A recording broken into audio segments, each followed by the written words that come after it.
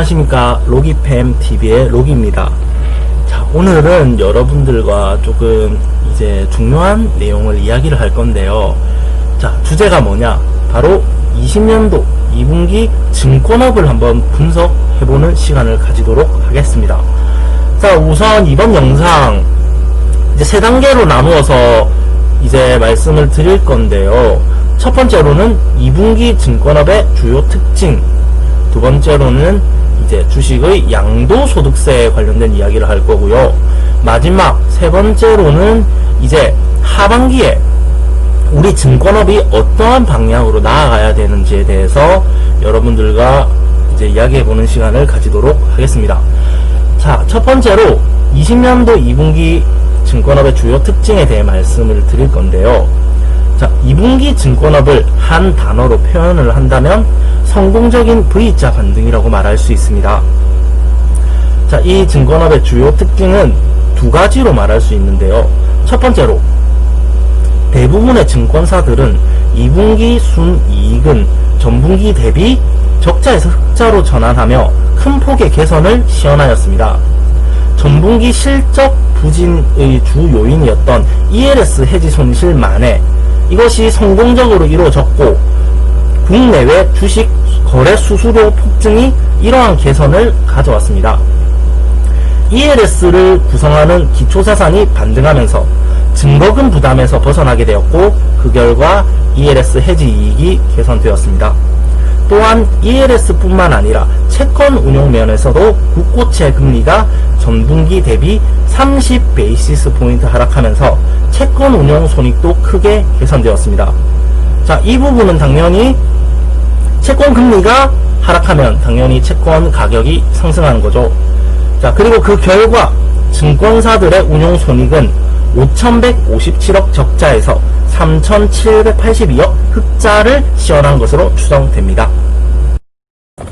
자, 다음으로 국내 주식과 해외 주식의 거래 대금이 얼마나 증가하였는지 이제 한번 보도록 할 건데요. 첫 번째로 국내 주식. 자, 국내 주식의 우선 19년도 평균을 우선 먼저 보겠습니다. 자, 평균이 대략 9.4조 원입니다. 자, 그리고 20년도의 2분기 보겠습니다. 자, 얼마냐면 21.9조 원입니다. 그래서 133%만큼 늘었습니다. 그래서 분기 최대치를 기록하였고요. 자, 이러한 결과로 이제 국내 주식 브로커리지 분야의 영업이익률도 높아지는 그런 결과를 가져왔습니다. 자, 그 다음에는 해외 주식 한번 볼 건데요. 자, 우선 지난해 평균 대략 보면 한 10빌리언 달러 정도 되고요. 그리고 20년도 2분기만 보면 40빌리언 달러가 넘었거든요. 그래서 지난해 대비 몇 배 증가했냐면요. 395.4% 증가했고요. 그리고 전분기, 자, 전분기 대략 보면 한 29빌리언 달러 정도 되고요. 자, 전분기 대비해서 58.4% 늘어났습니다. 자, 이러한 거래량 증가는 이제 환전 수익 증가를 가져왔고 증권사의 이익 기여에 지속적으로 힘쓰고 있습니다. 자, 그 다음으로 두 번째는 ELS 조기 상환 및 발행 수익 면에서 말씀을 드릴 건데요. 자, 그래프를 보면 아시겠지만 지금 침체기가 지속되고 있습니다. 자, 1분기에 발행했던 ELS 조기 상환율이 2.4%입니다. 2.4%에 머물면서 상환 수익은 정체되고 있는 상황입니다. 자, 조기 상환 규모는 보면 1.8조 원으로 전분기 대비 전분기가 대략 한 17조 원인데 지금 여기 1.8조 원이니까 대략 89% 감소한 결과를 가져왔고요. 이는 분기 기준으로 영업 시작 이래 가장 낮은 수치입니다. 자, ELS의 조기 상환율이 왜 낮은지에 대해 말씀을 드릴 건데요. 자, ELS는 조기 상환 구조와 녹인 배리어 구조를 결합한 방식으로 발행합니다. 자, 이때 이 녹인 배리어라는 것을 터치하게 되면 원금 손실이 일어나게 되는데요. 자, 그래서 코로나로 급 급락하기 전에 발행했던 이 ELS의 기초자산이 급락하게 되면서 록인 배리어를 터치하였기 때문에 이러한 결과를 가져온 것 같습니다. 증권사는 이런 주가 급락을 기회로 삼아 ELS의 기초자산을 신규 설정하면서 발행하였는데, 이때 규모를 한번 볼 건데요. 이때 규모는 대략 10.6조 원으로 전분기 대비 절반 수준에 그쳤습니다. 자, 그나마 이 DLS의 신규 발행 및 조기 상환은 전분기와 유사합니다.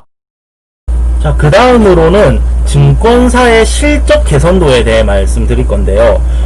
이 표를 보시면 가장 실적 개선도가 두드러진 증권사는 키움증권입니다. 자, 이 키움증권의 전분기 대비 증감률을 보면 이제 영업이익 같은 경우는 2197.5% 증가하였고요. 자, 순이익 같은 경우는 1740.6% 증가하였습니다.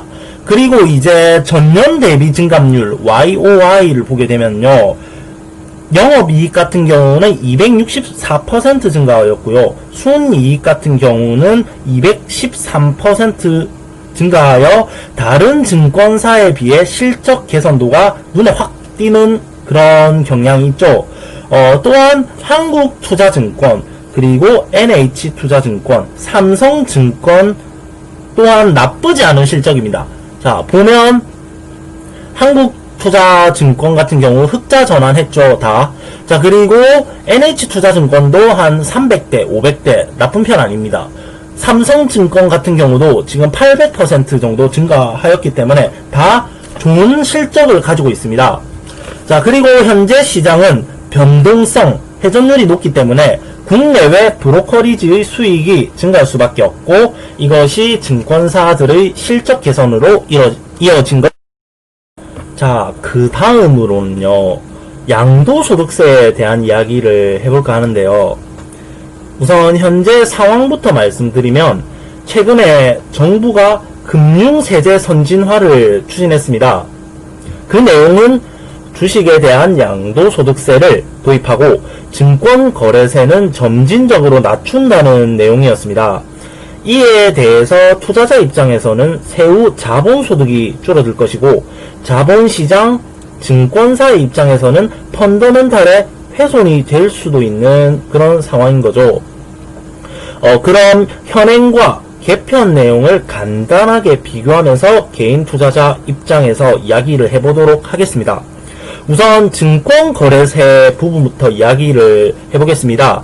자, 현행 장래 기준으로 지금 0.25%만큼 부과하고 있던 증권거래세를 금융세제 선진화를 적용하면 22년도에 0.02%, 23년도에 0.08%만큼 순차적으로 인하여 23년도에는 총 0.1%만큼 인하해서 증권거래세가 0.15%가 되게 되는 거죠.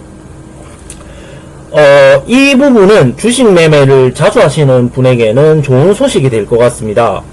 1000만원 기준으로 한번 거래할 때 원래 25,000원이었던 부가세가 15,000원이 되므로 세금이 줄어드니까 좋은 거겠죠.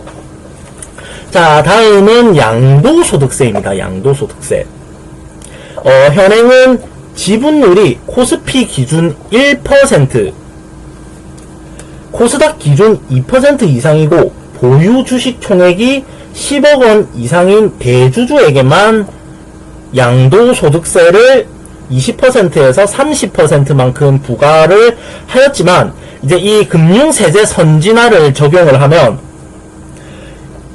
보유 총액에 상관없이 일반 개인 투자자에게도 2천만원까지는 비과세로, 2천만원을 초과하는 매매 차익에 대해서는 그 차익이 3억 이하라면 20%, 초과라면 25% 주식 양도소득세를 부과하는 것입니다.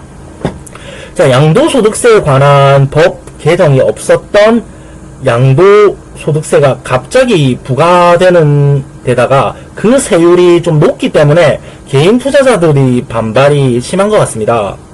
하지만 실제 2천만원 이상의 차익 거래를 하는 투자자가 5% 이하라고 합니다. 그렇기 때문에 전업 투자자를 제외한 95%의 개인 투자자에게는 사실 크게 상관없는 일인 것 같습니다. 또한 많은 분들이 착각하고 있는 부분이 있어서 말씀드리자면, 만약 차익 거래로 3천만원의 매매 차익을 달성한 투자자가 있다고 한번 가정을 해봅시다. 자, 그러면 그 투자자는 2천만원 이하의 매매 차익에 대해서는 공제가 되기 때문에 양도소득세로는 1천만원, 3천만원에서 2천만원을 뺀 이 1천만원의 20%인 200만원을 적용하면 되는 것입니다. 이 양도소득세로.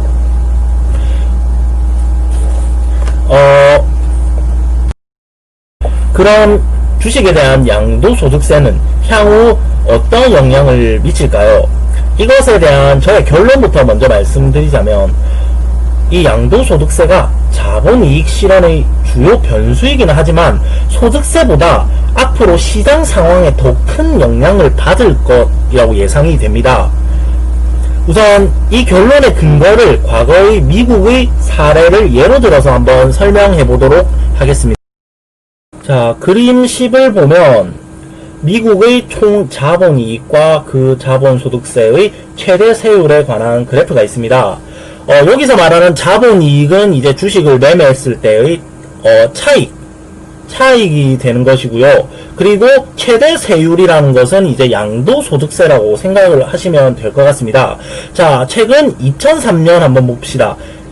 2013년 한번 봅시다. 자, 최근 2013년을 보면 소득세가 15%에서 25%로 인상된 것을 알 수 있는데요. 자, 여기 보면 알 수 있듯이 인상 직전해인 2012년의 자본이익이 크게 늘어났고 2013년에 자본이익이 크게 감소한 것이 눈에 보입니다. 자, 하지만 2014년을 보면요, 소득세는 그대로 25%인데 불구하고 다시 자본이익이 늘어난 것을 보면, 우리는 딱히 소득세율 변동과 자본이익이 크게 인과성이나 상관성을 가진다고 보기는 어려운 것 같습니다. 아마 2014년도에는 당시 자본시장이 확정 국면이면서 시장이 좋았기 때문에 자본이익 실현이 많았던 것이라고 생각이 됩니다. 오늘 영상이 조금 이제 저번보다는 좀 길죠. 이제 마지막입니다. 마지막으로 20년도 하반기의 증권업은 어떤 방향으로 흘러갈까요? 자, 우선 이 그림 12를 보시면 시가총액 회전율과 신용 비중 추이를 나타낸 그래프가 있는데요. 자, 우선 이 시가총액 회전율이라는 것은 이제 주가지수의 변동성을 말하는 것입니다. 이 그래프로 알 수 있는 점이 주가지수의 변동성이 클수록 대체적으로 개인의 신용거래의 비중이 늘어난다는 것입니다. 앞으로는 이러한 지수 상승 속도가 둔화될 것이고, 그에 따라 2분기 실적 개선 요인이었던 거래 대금은 감소하게 될 것입니다. 또한 시중금리가 지속적으로 초저금리를 유지하여 경기 침체가 지속될 것으로 전망되며, 이때 채권운용 이익의 증가는 다른 자산의 침체로 상쇄될 것으로 보여집니다. 마지막으로 일부 증권사들이 사모펀드의 불안전 판매 이슈에 따른 손실 부담 가능성이 남아있을 것으로 보여집니다. 다들 아시다시피 작년에 라임 환매 중단 사태, 올해 또 옵티머스 환매 중단 사태가 있었죠. 이러한 사태의 주체인 라임 자산운용, 옵티머스 자산운용이 운용하고 있는 펀드의 수익성 회복이 나타나지 않는 경우 아마 연말 결산이 임박할수록 손실 처리의 압박이 커질 것으로 예상됩니다. 계속 쭉 부정적인 부분만 말씀드렸는데, 조금 긍정적인 전망을 말씀드리자면, 현재의 글로벌 주가 지수 상승에 후행하여 ELS의 조기 상환이 소폭 늘어날 수 있는 정도가 가시적 수익 증가의 요인이 되겠습니다. 앞으로는 디지털화의 가속화와 이에 따른 네이버 파이낸셜, 카카오페이 증권 등 금융 플랫폼의 진입률이 높아질 것으로 예상될 뿐만 아니라 또한 현재 코로나19 사태를 계기로 언택트 문화가 확산되면서 금융업의 디지털화가 촉진될 것입니다. 하지만 금융 플랫폼의 진입률이 높아진다는 것은 금융 투자 상품에 대한 소비가 늘어난다는 것이 아닌 구매에 대한 편의성만 높아진 것입니다. 또한 금융 플랫폼의 진입은 기존 금융사의 중개 비용을 대체하는 것이기 때문에 금융업계 전체에서 보면 아마 제로섬의 관계가 될 수밖에 없습니다. 그렇기 때문에 현재 금융업계에서는 이러한 문제를 해결하기 위해 마진을 늘리는 방향으로 진행 중입니다. 자, 한번 여기 그림 13 보시면 19년도에 이제 중개 비용의 규모는 24조 원 정도 되고요. 각 증권사들은 이러한 대체 가능한 수익, 즉 금융 플랫폼에서 오는 수익을 어떻게 늘릴 수 있는지가 미래 향후의 발전을 좌우하는 것 같습니다. 자, 감사합니다. 오늘 여기까지 하도록 하겠습니다.